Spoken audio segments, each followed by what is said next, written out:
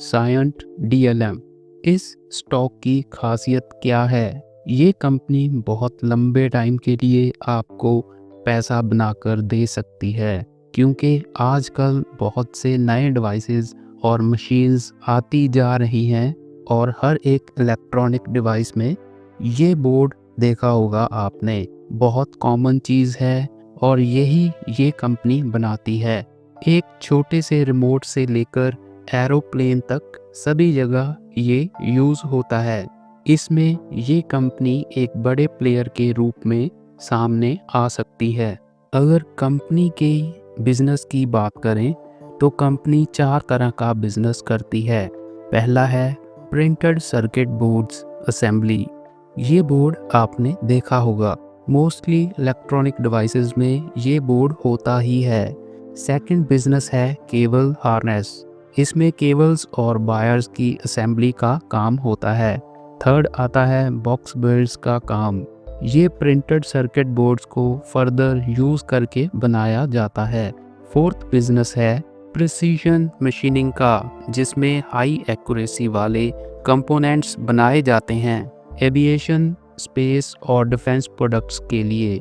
ये चारों business mostly aeroplanes, space, defence, medical devices, railways और इंडस्ट्रियल मशीन्स में यूज़ होते हैं। इस सेक्टर की हाइप क्यों है, ये समझने की कोशिश करते हैं। सबसे पहले तो लास्ट 3-4 साल में इस सेक्टर की कंपनीज की सेल्स 35% से ज़्यादा स्पीड से इंक्रीज़ हुई हैं एज एन एवरेज, और आने वाले 3-4 साल में ये 40% से भी ज़्यादा स्पीड से इंक्रीज़ हो सकती हैं।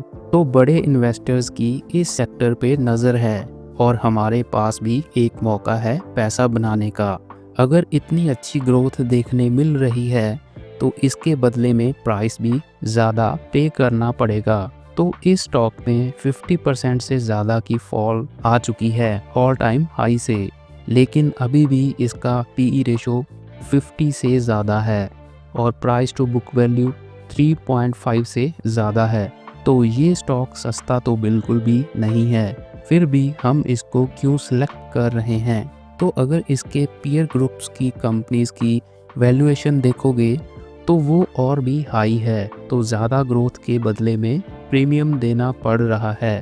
इतनी फास्ट ग्रोथ को सपोर्ट करने के लिए रिसेंटली इन्होंने अपनी 2 फैसिलिटीज़ में कैपेसिटी एक्सपेंशन किया है, प्लस इन्होंने यूएस की एलटेक नाम की कंपनी की एक्विजिशन की है। ये कंपनी भी सिमिलर प्रोडक्ट्स पे काम करती है। इससे कंपनी को नए क्लाइंट्स मिलेंगे, स्पेशली यूएस की कंपनीज और यूएस की डिफेंस मार्केट, और इससे इनकी जो मेडिकल एंड इंडस्ट्रियल लाइंस की कैपेबिलिटी है वो तगड़ी होगी। तो अभी तक ज़्यादा रेवेन्यू एरो डिफेंस सेगमेंट से आता है, वो हो सकता है आगे जाकर मेडिकल एंड इंडस्ट्रियल सेगमेंट से देखने मिले। वैसे इस एक्विजिशन से पहले भी ऑलरेडी कंपनी काफ़ी एक्सपोर्ट्स करती है। अब देखते हैं कि ये इतनी डिमांड कहाँ से आ रही है और आगे कहाँ से आ सकती है। पहली चीज़ है एरोप्लेन्स, मिसाइल्स और रॉकेट्स। ये तो लगातार मैन्युफैक्चर होते ही रहेंगे, आज भी हो रहे हैं, इसी से इनका ज़्यादा बड़ा रेवेन्यू आता है। अब हो क्या रहा है कि इनमें नए इक्विपमेंट्स, नई टेक्नोलॉजी वाले डिवाइसेस ऐड किए जा रहे हैं, तो इन सब में पीसीबीज होते ही हैं, तो और ज़्यादा डिमांड बढ़ती जा रही है। नेक्स्ट है मेडिकल डिवाइसेस। मेडिकल के फील्ड में भी डेली न्यू टेक्नोलॉजीज आ रही हैं, तो उनमें भी फ्यूचर में और काम होगा, और इंडिया मेडिकल डिवाइसेस की मैन्युफैक्चरिंग पे काम कर ही रहा है।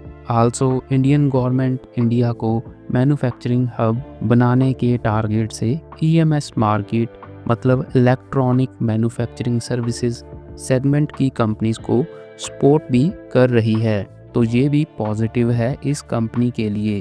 इसके बाद एनर्जी, केमिकल, सेमीकंडक्टर, माइनिंग और एग्रीकल्चर जैसी इंडस्ट्रीज में भी इनका यूज़ होता है।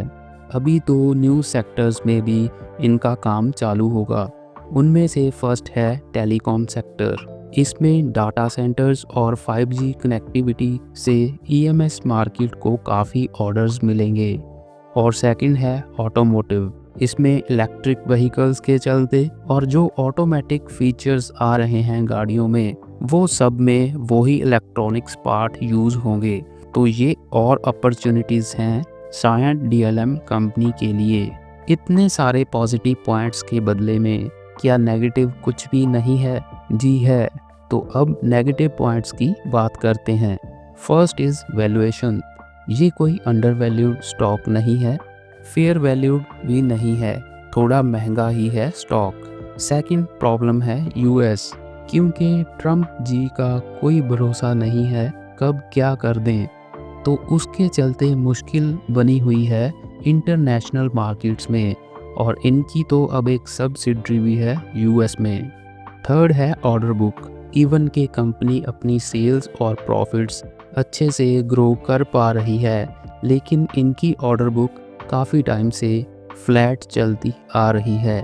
वैसे इन्होंने कुछ नए क्लाइंट्स भी टाइम टू टाइम ऐड किए हैं, लेकिन ऑर्डर बुक एक कंसर्न है। इसमें से कुछ क्लाइंट्स ऑर्डर डिले कर रहे हैं, जिसके चलते शॉर्ट टर्म में थोड़ी दिक्कत आ रही है। इसके अलावा एक प्रॉब्लम मुझे इनके कैश फ्लो में भी दिखाई दे रही है। Company free cash flow produce नहीं कर पा रही है, तो इनको कैश इधर उधर से लगातार लेना पड़ रहा है। वैसे कैश फ्रॉम ऑपरेशंस पॉजिटिव है, और कंपनी की मैनेजमेंट कह रही है कि जल्दी ही हम फ्री कैश फ्लो जनरेट कर पाएंगे। और लास्ट पे 2 क्वार्टर्स पहले ही प्रमोटर्स ने 14% स्टेक बेचा है। अभी भी 66% उनके पास ही है, but 14% is a big thing. तो ये पॉइंट्स दिमाग में रखना इन्वेस्ट करने से पहले। तो ये थी आज की कंपनी सायंट डीएलएम। पॉजिटिव और नेगेटिव दोनों पॉइंट्स आपके सामने हैं। इसमें इन्वेस्ट करना या ना करना, उसका फाइनल डिसीजन आपका ही होगा। So that's it for today. ऐसी और वीडियोस के लिए चैनल को सब्सक्राइब कर सकते हो। हमारे साथ बने रहें। फिर मिलते हैं नेक्स्ट वीडियो में।